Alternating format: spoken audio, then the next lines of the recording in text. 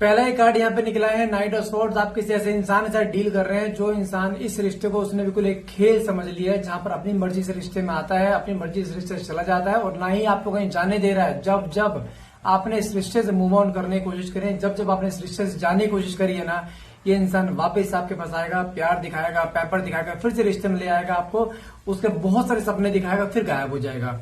तो कहीं ना कहीं ये आपको इससे क्लैरिटी नहीं मिल पा रही, आखिर इंसान चाहता क्या है। जो इसने सपने दिखाए हैं, जो आप दोनों ने मिलकर सपने देखे, वो सपने पूरे होंगे कभी?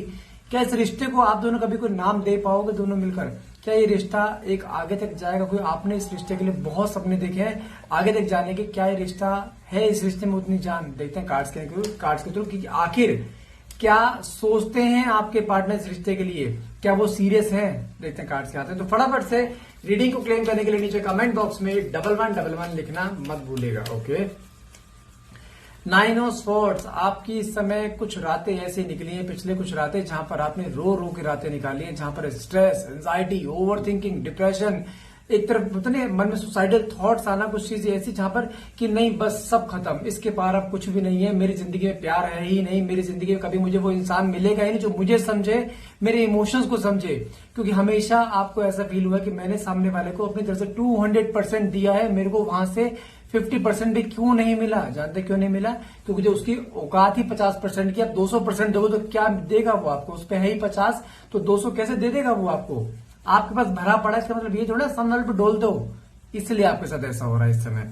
7 ऑफ कप्स कहीं ना कहीं दिखाई दे रहा है इस समय आप ऐसे कंफ्यूजन में हो। आया तो है, क्या मुझे इसके लिए एक मन में ट्रस्ट होना चाहिए? क्योंकि आप इसके ऊपर ट्रस्ट बिल्डअप नहीं कर पा रहे। प्यार तो दिखा रहा है आपको, लेकिन कहीं ना कहीं कुछ चीज ऐसी जहां पर आपको डे बाय डे एंजाइटी, समझो जानते क्या कर रहा है ये? अभी इसने बहुत खुल के बात करी, बहुत प्यार से बात करी, अगले बार जब आपसे बात करेगा ऐसे बात करेगा जैसे कहते हैं बिल्कुल इग्नोरेंस, डांटना, उल्टी सीधी बातें बोलना, हमेशा आपको ब्लेम करना, इस तरीके से। तो आप ऐसे कंडीशन में आगे फंस चुके यार, मुझे इस पे ट्रस्ट करना भी चाहिए, नहीं करना चाहिए, मैं इसके साथ आपको आगे पूरी लाइफ जी भी सकती हूँ, नहीं जी सकती हूँ, आपके अंदर ऐसे कंफ्यूजन आ चुके हैं। इसने झटका बहुत बार दिया आपको, लेकिन अब आप झटका झेलने के उसमें नहीं होगी, और झटका नहीं झेल पाओगे। लेकिन कहीं ना कहीं आपको यहाँ पे अपने लिए स्टैंड लेना पड़ेगा, जहां पर अब आप इसको वो प्यार मत दो जो प्यारे मांग रहा है आपसे। हेरोफेंट, आप लोगों से पूछ रहे हो, लोगों से बातें कर रहे हो इसके बारे में, क्या करूंगा? किसी से कोई बात मत करो, किसी से कुछ मत पूछो, सिर्फ अपने मन से पूछो मुझे क्या करना है।